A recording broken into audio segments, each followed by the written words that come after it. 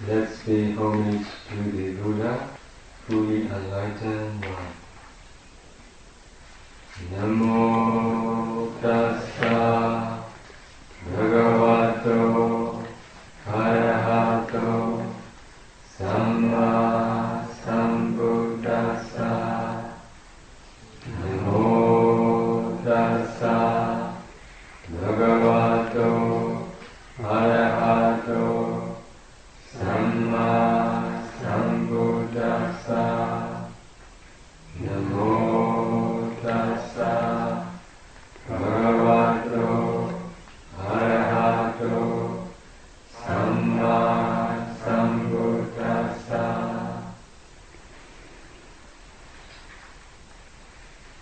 Today we will continue second knowledge of insight knowledge. What is the second knowledge of insight knowledge? Knowledge of discerning cause and condition.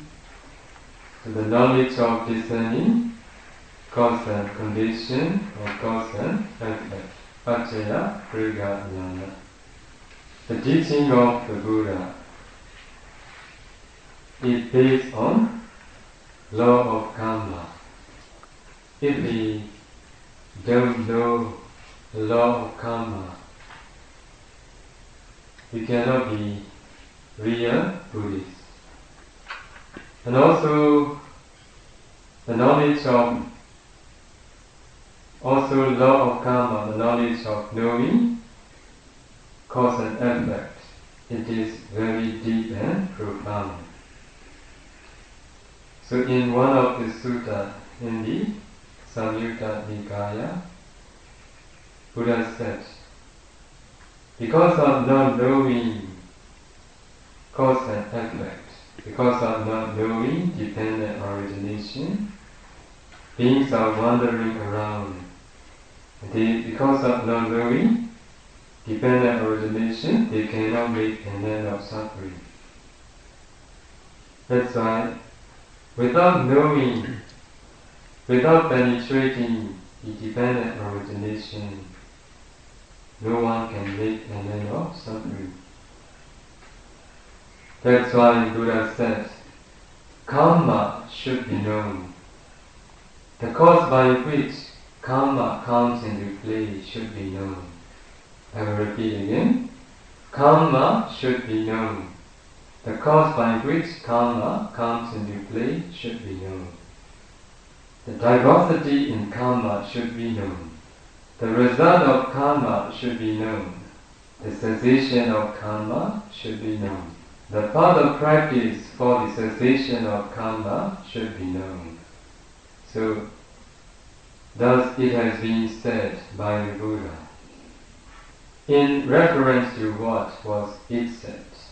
So the first one is karma should be known. So it is what Buddha said. Intention, I tell you, is karma. Intending one does karma by way of body, speech and mind. So here, please notice the word Buddha used. Intention is karma. Without knowing someone's intention, we can't say it is right or it is wrong. Sometimes in our life we have experience, sometimes we do with good intention, but people wrongly assume as bad. That's why someone's intention is not easy to be known.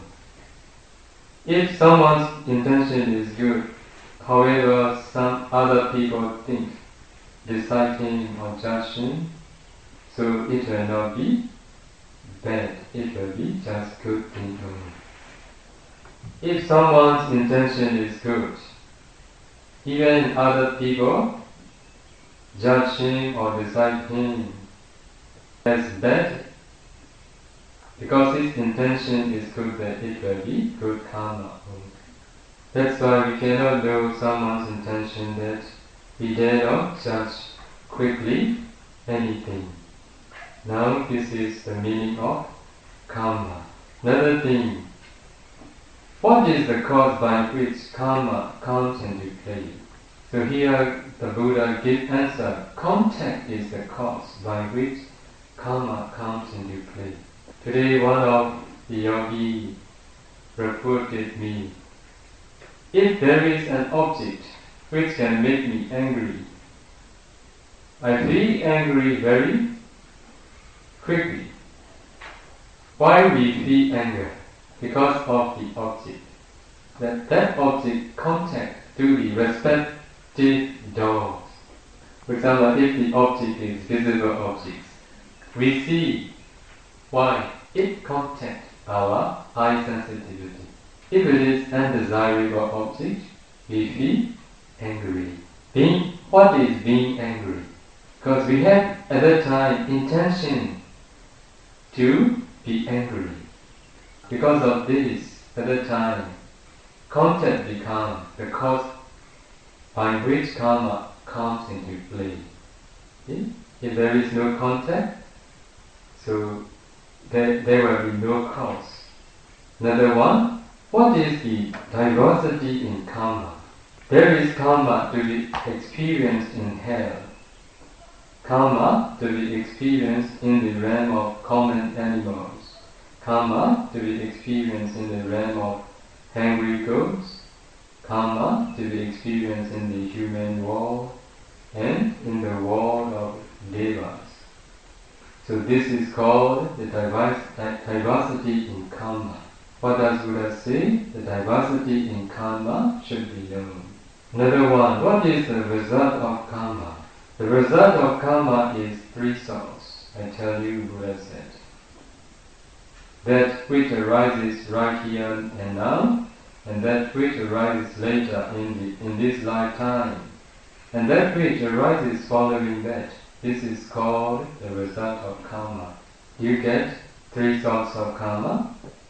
So one which arises right here and now. Another one is which arises later in this lifetime. Another one is arises following that. So this is called the result of karma. Another one, what is the cessation of karma? So from the cessation of contact is the cessation of karma, Buddha said. Another way, the path of practice leading to the cessation of karma is to make cessation of karma. The Eightfold Noble Path is the path of practice leading to the cessation of karma. So now you all hear the words of the Buddha. The disciple of the Noble One discerns karma in this way. The cause by which karma comes into play in this way. The diversity of karma in this way. The result of karma in this way. Cessation of karma in this way, and path of practice leading to the cessation of karma in this way. So, in short, what we need to know is karma. Karma should be known. So the cause by which karma comes into play should be known. The diversity in karma should be known. So the result of karma should be known. The cessation of karma should be known. The path of practice for the cessation of karma should be known. To know karma, what do we need to do? We need to listen to the past. Because the cause of this present life arose in our past. Only when we see the karma that appear at the near-death moment of previous past life, you will see the karma. So the cause by which karma comes into play will be known at that time. So that the diversity in karma will be known at that time. Because some are born as humans, some are born as animals. This is because of the diversity in karma. The result of karma should be known. So at that time the result of karma will be known by ourselves. Okay, so we all need to know how to discern to our past life. As I have explained all of you yesterday how to discern ultimate mentality and materiality. So when we want to practice to know our past karma, so if we want to know our past life, if we want to know the karma, we need to descend to our past life. As I have explained in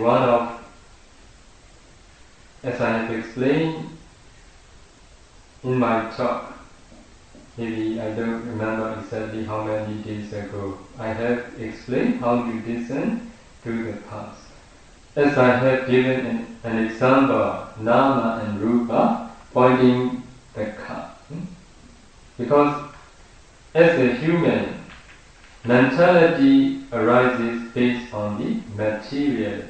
So the one who has already penetrated ultimate mentality and materiality, he or she can descend slowly this afternoon nama rupa, this morning nama rupa, slowly he or she can descend. So slowly you must descend. 2 days ago nama rupa, 3 days ago nama rupa, slowly you must descend. So slowly, 1 week ago, 2 weeks ago, one month ago, nama rupa, we have to descend backward slowly. So 1 year ago, 2 years ago, 10 years ago, until when you were very young.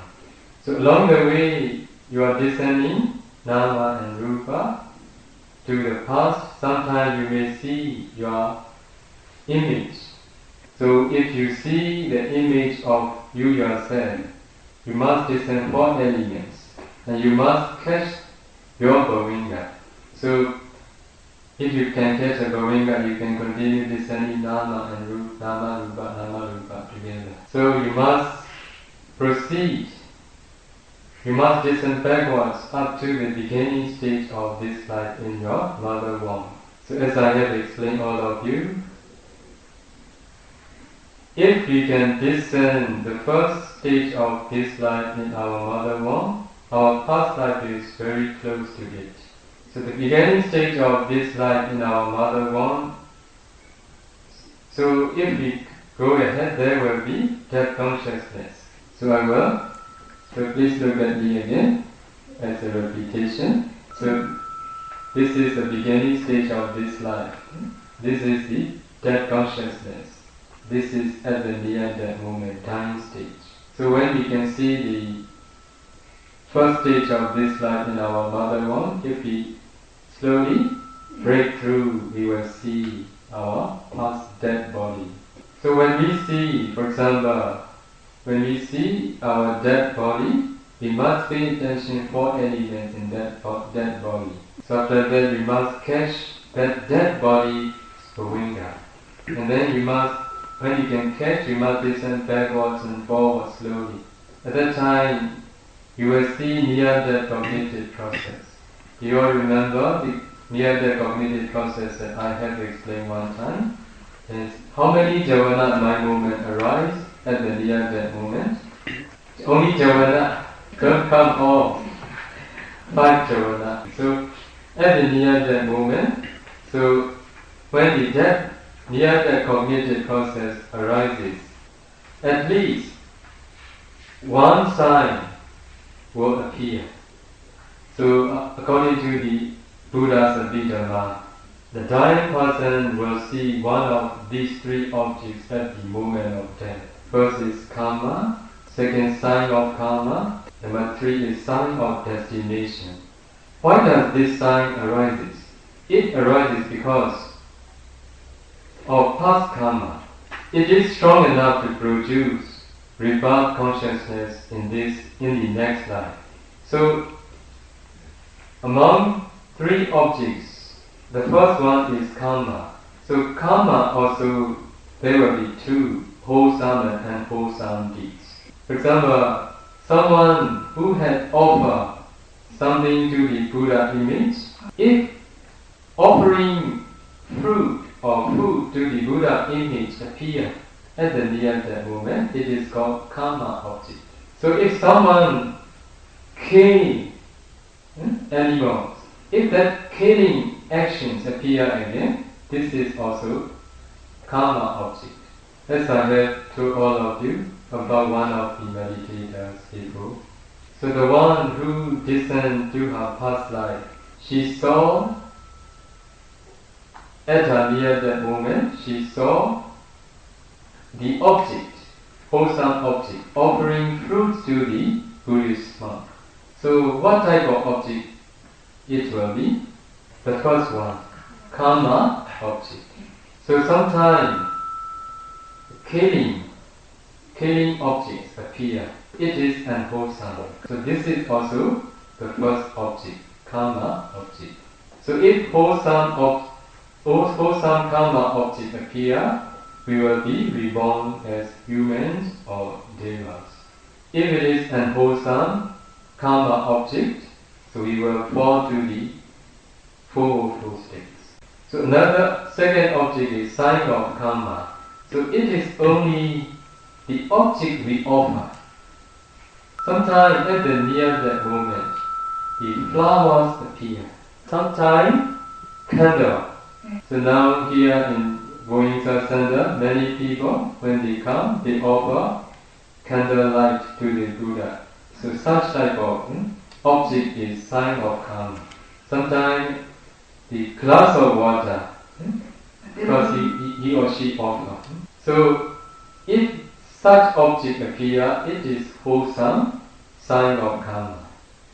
So because of such wholesome object, so he or she will reappear in a good realm. So another one, unwholesome sign of karma. So someone used to kill, so using gun. So gun appear at the near that moment. Sometimes someone used to kill using knife, so knife appear. This is unwholesome sign of karma. If any of these unwholesome sign of karma appear, that person will reappear in the four states. So what is the third object? Sign of destination. So sometimes at the near that moment, the being which exists in the celestial realm appear. Beings.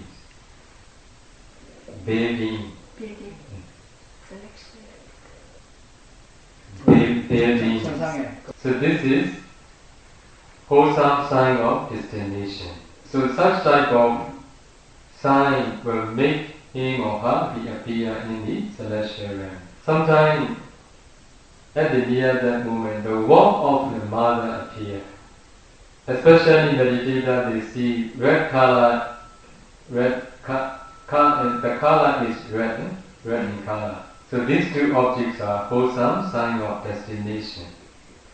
So sometimes at the near that moment, mountain range, valley it appears. Sometimes river bank, in this way it appears. Island, and this is a bad destination. This is an wholesome sign of destination. So many goals are on the mountain too. Also island, the river bank, also there are many goals too. Because of this reason, sometimes meditators will put, one day I see many mountains when I practice. What is this? I suggested them, no, please ignore it. Just pay attention to the breath. So some meditation master, they grant their student, this is what knowledge. The title, oh, you attain this knowledge. So the time you practice meditation, sometimes different types of objects appear. This is nothing, just because of our memory. So at the near that moment also, they appear like what we see in our meditation time. Which type of karma do you want it to appear at the near that moment? Pure wholesome karma, or wholesome sign of karma, wholesome sign of destination. We order one unwholesome sign of unwholesome karma, unwholesome sign of karma, unwholesome sign of destination. Here we all need to know order of right timing of karma. So there are 4 types of karma: weighty karma, karuka karma, and weighty karma. So then the second one, death proximate karma. Third one, habitual karma. The fourth one is result karma. So among 4, weighty karma is the strongest one. So you all need to know what is weighty karma. There are 5 weighty karma. Number 1, this is strongest one, creating a schism among the Sangha. Number 2, wounding a Buddha. Number 3, murdering an Arahant. Number 4, matricide. Number 5, patricide. Another one also we can add. It is fixed wrong view. Fixed wrong view that denies the basis for morality or karma. So, if someone has committed any of such weighty karma, sure, he or she will fall to the hell after death. So, as you all remember, Devadatta to be, he created a schism among the Sangha. He wounded the Buddha. Because of this reason, after death, he falls to the hell. This is the results of weighty karma. So another one, you all remember, Ajata Sattu. Because of Devadatta suggestion, so he had his father killed. This is patricide. So after his death, he falls to the hell. So if anybody has accumulated such weighty karma, sure, nobody can protect him. Even the Buddha cannot do anything, he will fall to the hell. So another one is death proximate karma. Now before talking about death proximate karma, I should say something more. So because of weighty karma that someone had accumulated, he or she will reappear in the hell immediately after death. So those who have committed weighty karma, unable to attain any jhana, also unable to attain nibbana in this life. As you know, Ajata Sattu, who has enough barami to be a Sotapanna, because he had his father killed. After his father passed away, he feels very sorry about it. He can't sleep night time. So one day he went to see the Buddha because of the suggestion of the Dr. Jivaka. So Buddha delivered one talk for him. So the name of the sutta is Saminyakla Sutta, to the benefit of ordained person. So Buddha said, but because Buddha gave that talk until finished that talk, Buddha gave.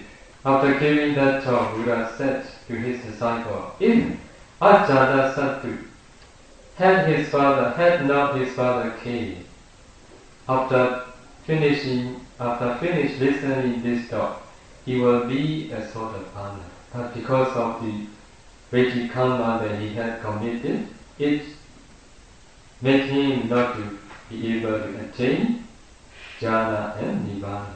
So another one is death proximate karma. Do you know Mata Gundali? So it appears in the Dhammavada. Mata Gundali is the only son of a stingy millionary. One day he was at the moment of death because his father was too stingy to call a doctor and instead tried to treat his son by himself. The Buddha saw the dying boy with his divine eye. So because of this reason, Buddha stood for alms in front of his house. Seeing the Buddha, Mata Gundali was very delighted. So dying with a mind full of faith in the Buddha, he was reborn in the celestial realm.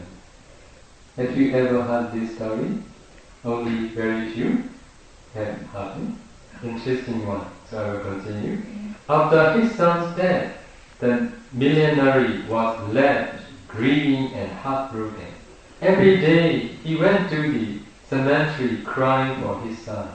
A deity Deva, a deity who had been his son appeared in the form of his former self before the father and stood weeping. Where did he appear?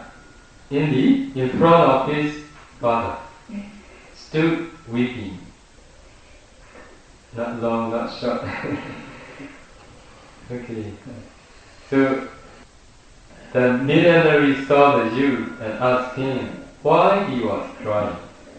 The deity replied that he wanted 2 wheels for his chariot, but could not get them. The millionary said, "Tell me what type of wheels you want. I will obtain them for you." The deity said that he wanted the sun and the moon for his chariot wheels. What did he want? Sun and moon, chariot wheels.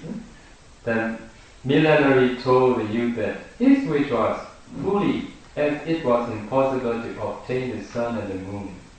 The deity admonished the millionary, "You are even more foolish than me in crying for your dead son. At least I can see the sun and the moon, but you can't even see your dead son." The millionary asked him, "Who are you?" The deity replied, "I was your son." "Where were you reborn?" The deity said, "In the celestial realm." So the millionary, wishing to know the wholesome deed that his son had performed, he said, "I never saw you give alms, either little or much, in your own home.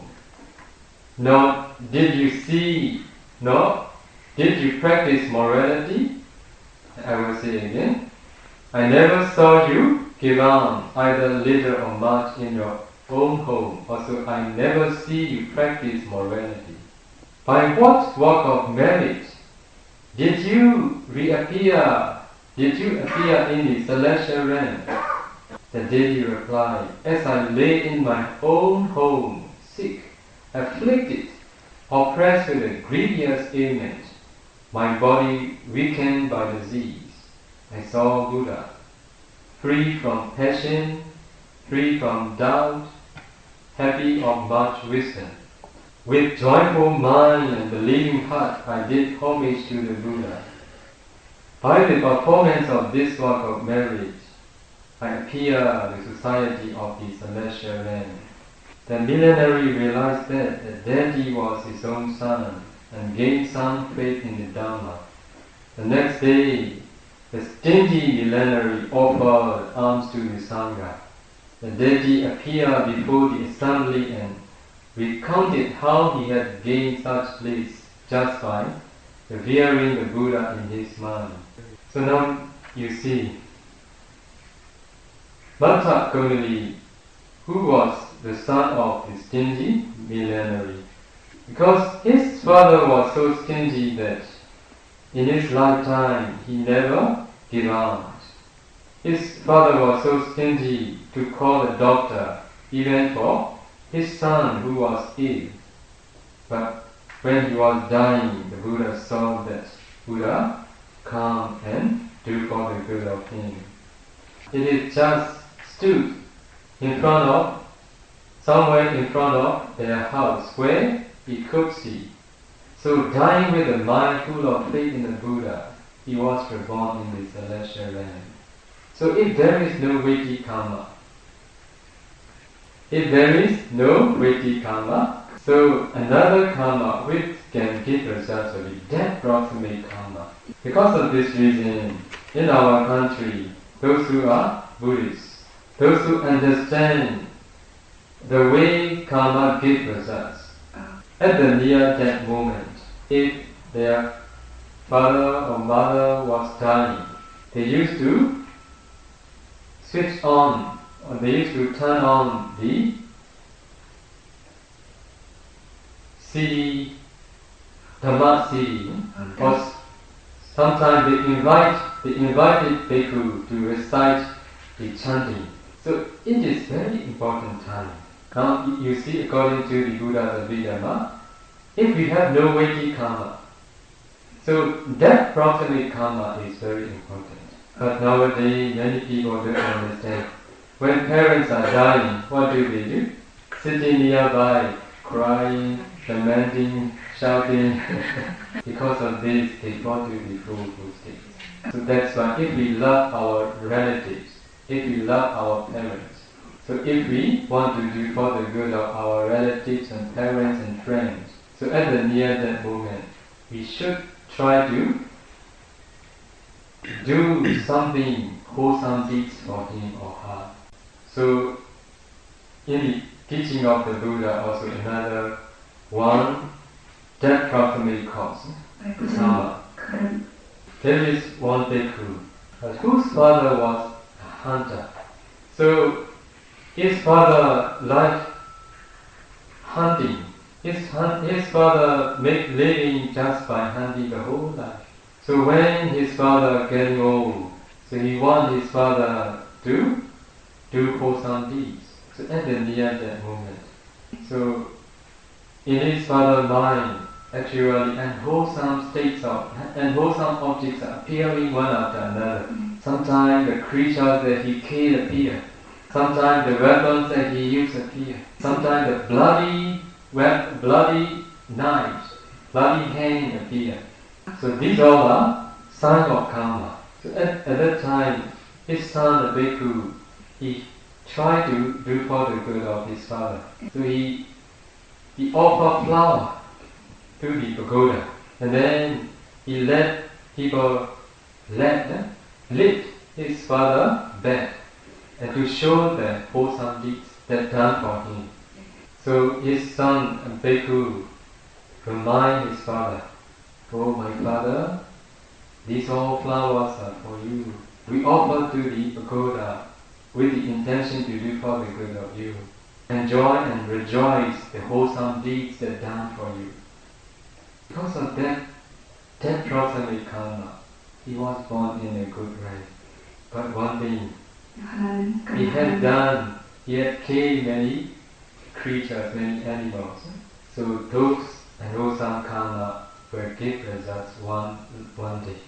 Because of his son help at the near that moment, he was born in a good rank. What I'm talking all of you is, what I'm explaining is the important time of our life. So now you all understand how that proximate karma gives results.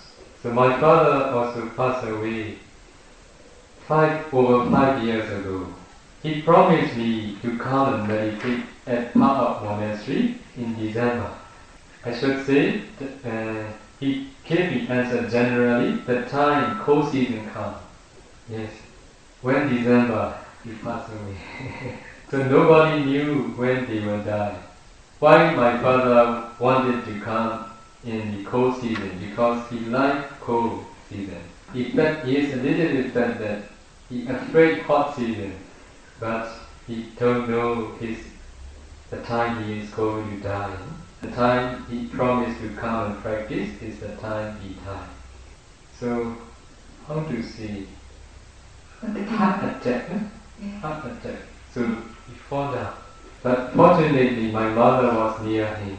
So my mother embraced him that he doesn't fall down. He was in the hospital for 7 days. Almost every day I went there and I recite the chanting for him. On 7th day, his condition is not good. I suggested all my brothers and sisters to take him to the home. 저는 제 형님과 동생들에게 아버지를 집으로 가려고 했습니다. I told everybody to go up. So in the room, my father and me and another bhikkhu, I continuously recite until his last hour. There is no other sound at that time. Only my boys. I believe my father were born in a good rank. Why I'm talking all of you? Because I want you to know how to help your parents. Otherwise, my sister, my brother, they were crying nearby, I think. Okay, now you all understand about the death proximate karma. So if there is no weighty karma, if there is no death proximate karma, so another karma which can give results is habitual karma. So here, many meditators are ordained people. So at least they have habitual karma every day, wholesome karma. So if we do habitual karma, habitual wholesome karma every day, it is also strong. It becomes our habit. So that's why we all need to do habitual karma every day. So the more we do, the better for us. So reciting, paying respect to the Buddha, offering, meditation. So shortly, dana, sila, bhavana.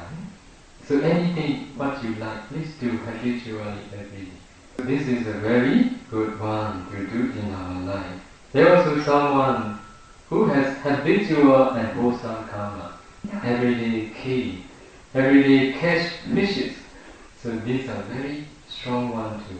Now I will quote one of the story from the Dhamma too. Do you know Dhammika? Dhammika gave alms generously throughout his life. And also he urged others to give. Monks came to his house to recite the Satipatthana Sutta as he lay on his death bed. At that time, Dhammika saw celestial beings come to invite him, each to their own rank. What did the celestial being do? They come and invite the Dhammika to come to their rank. At that time, wishing not to interrupt the recitation, he told the celestial beings to wait. The monks thought Dhammika was speaking to them, so they stopped reciting and returned to their monastery. His children, Dhammika's children, were upset until Dhammika was able to explain what had happened. So after a peaceful death, he was reborn in Tusita. So this is habitual karma. So in his lifetime, throughout his life, he gave alms. In Korea, I think not easy to get the opportunity to give alms throughout the life, I think. Is it okay? No. Okay, I'm happy to hear. If you can give alms every day throughout your life, it's very, very good.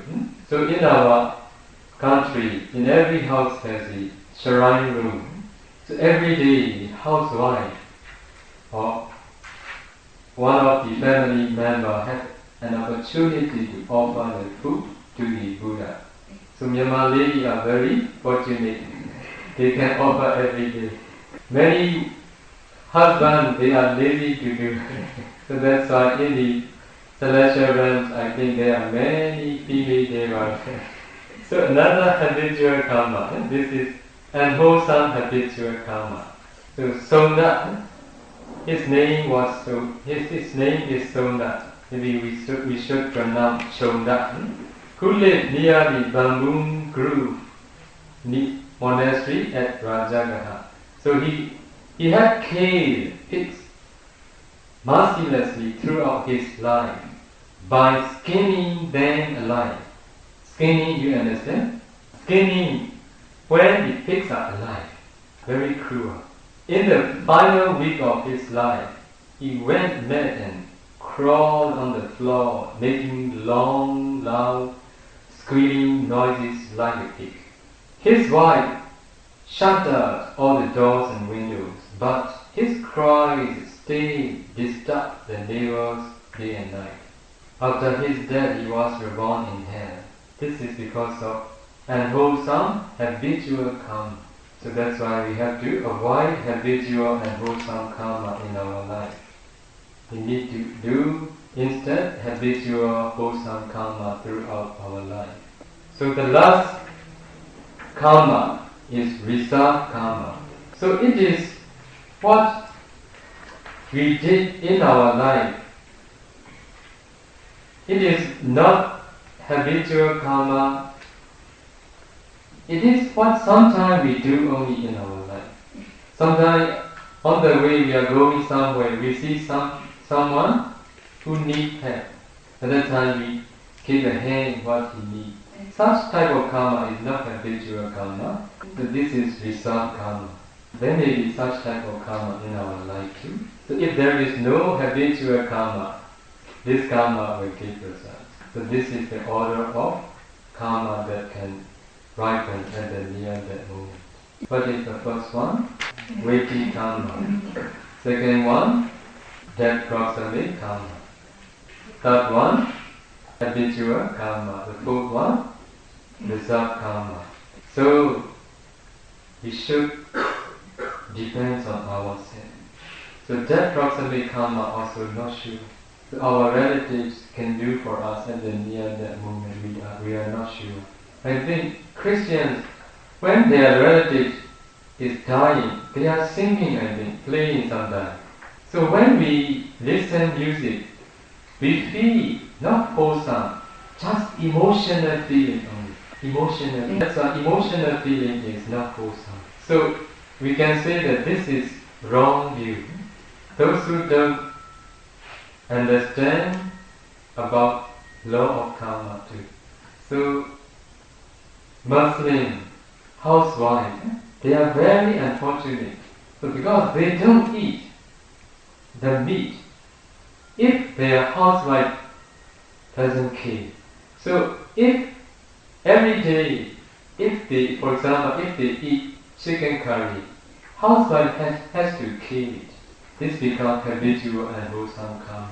So I have explained some of meditators here.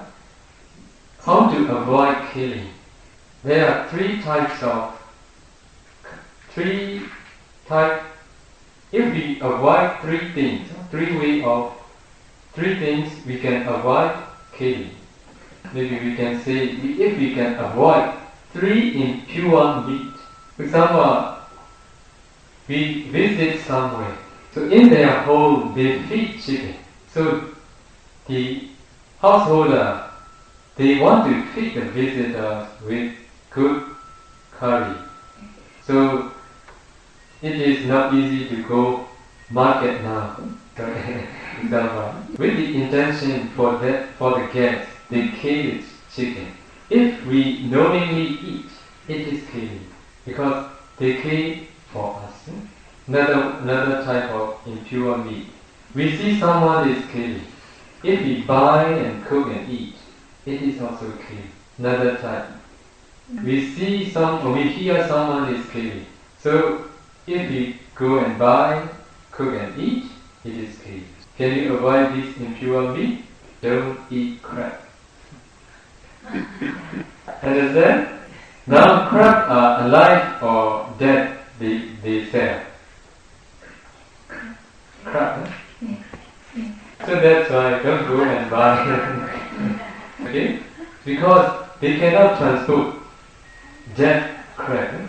If you go restaurant, if you want to eat, it means you let them kill. This is an example. Nowadays, many restaurants, they feed fishes, crabs, snakes, sometimes monkey too.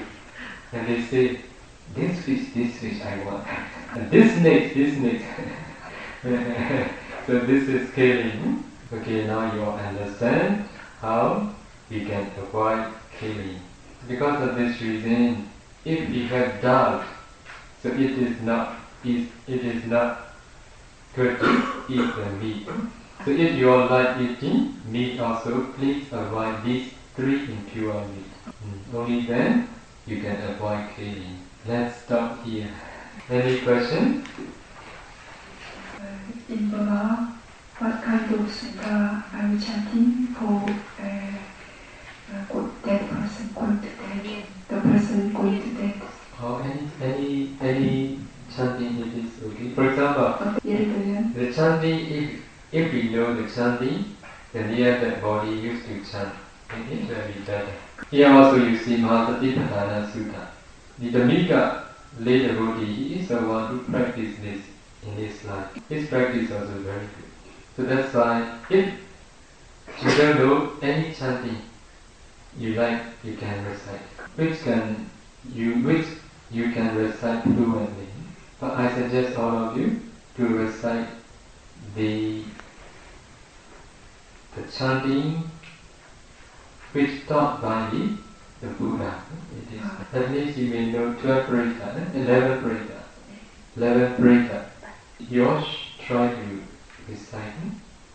Many I think many don't know. Dhamma.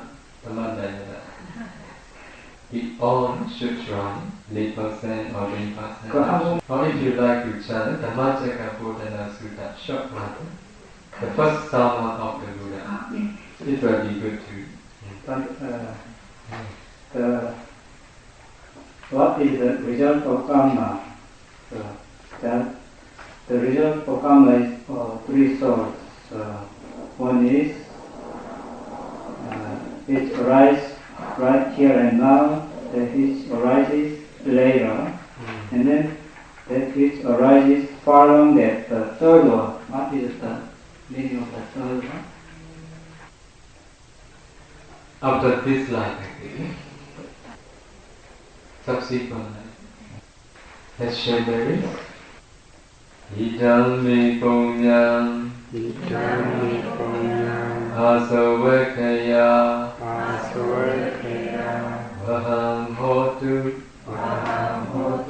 idam me punyam,